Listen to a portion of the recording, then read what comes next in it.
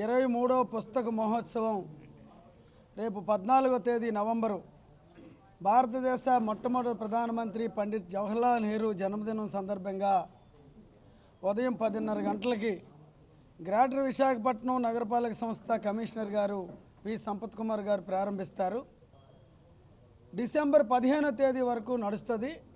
ప్రజలు సందర్శన పెరిగి అవసరం అనుకుంటే మరికొద్ది రోజులు పెంచుతారు.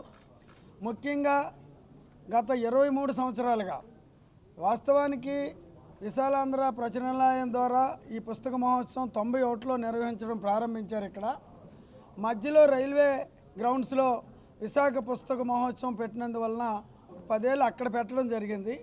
తర్వాత నుండి మళ్ళీ కంటిన్యూగా ఇక్కడ విశాలాంధ్ర పుస్తక మహోత్సవం జరుగుతుంది. ఈ పుస్తక మహోత్సవంలో పిల్లలకి అలాగే కాంపిటేటివ్ ఎగ్జామినేషన్ వెళ్ళిన వాళ్ళకి కూడా మెటీరియల్ దొరుకుతుంది. సాహిత్యపరంగా గురిజాడ, వీరేశలింగం, కందుకూరి మొదలైనటువంటి అభ్యుదయ కవులతో పాటు సమాజానికి పనికొచ్చే అన్ని ప్రచురణలు ఉంటాయి. ఈ పుస్తక విక్రయ కేంద్రంలో అన్ని పుస్తకాల మీద 10% డిస్కౌంట్ ఇస్తారు.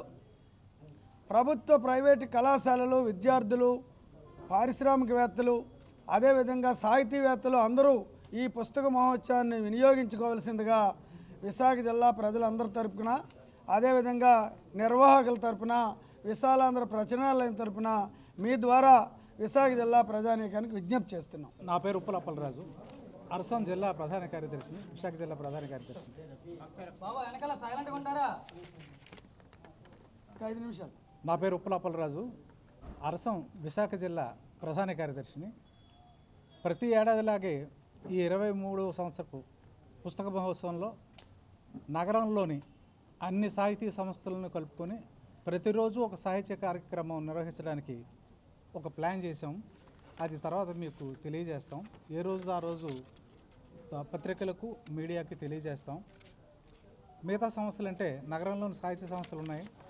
నగరంలోని సాహిత్య సంస్థలు సహృదయ సాహితీ అని, విశాఖ సాహితీ అని, విశాఖ రచయితల సంఘం అని, విశాఖ రసజ్ఞ వేదిక అని, ఇలా అన్ని సంఘాలని కలుపుకొని ఒక్కొక్క రోజు ఒక్కొక్క సంఘంతో ఒక్కొక్క సాహిత్య కార్యక్రమాన్ని నిర్వహిస్తాం. ప్రతి సంవత్సరం ఇది ఇలాగే నిర్వహిస్తున్నాం. ఇప్పుడు కూడా అలాగే నిర్వహిస్తాం అని తెలియజేస్తున్నాం.